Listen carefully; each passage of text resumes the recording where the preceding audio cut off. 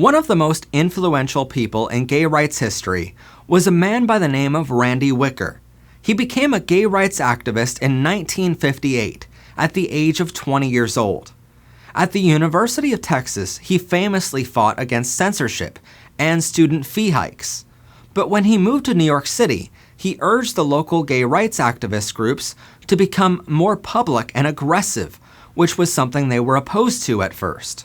In 1962, a New York radio program featured a psychiatrist saying homosexuals were sick but curable.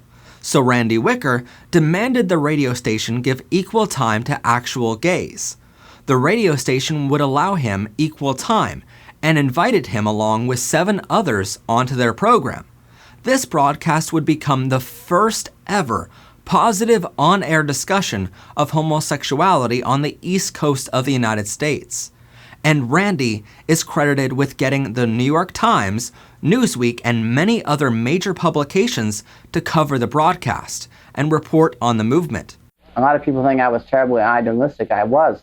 But if I didn't do it, no one else would. I mean, on BAI, they had these psychiatrists that were making all these stupid statements about homosexuals. None of them knew a damn thing what they were talking about. I mean, just nonsense. So I went to BAI and I said, why do you have these jerks discussing homosexuals? I can get a group of gay people together that'll tell you more about know more about homosexuality, that live the life than these so-called experts. I never heard such garbage in my life because, they're saying they could change people or cure people. Or I mean, every time I turned on the radio, it was one of these creep jerks that are out there looking for guilt-ridden homosexuals to pay them $50 an hour per hour for therapy to cure them. And I was outraged by this, so I began plugging into the network, saying, if you're going to have a show on homosexuality, please know we're available. So they would start including us on panels, and especially on the radio. And then I was on every major show.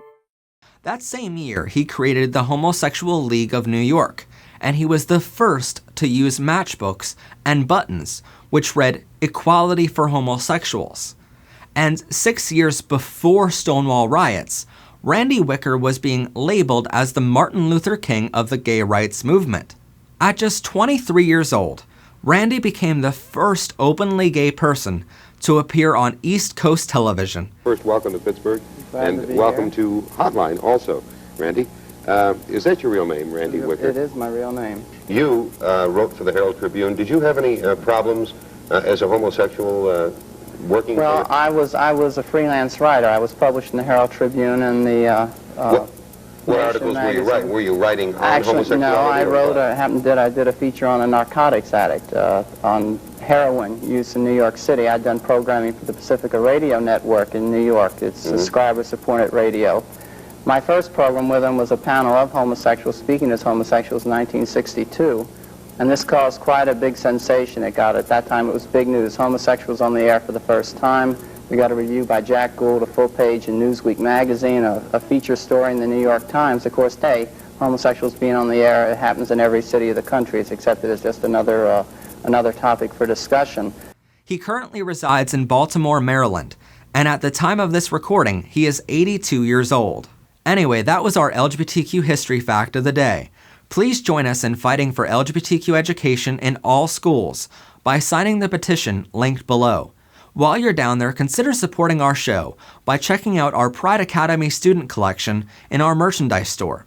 Don't forget to like this video, comment your LGBTQ-friendly thoughts, hit that rainbow subscribe button so you don't miss out on new episodes of the show, and share this video with others.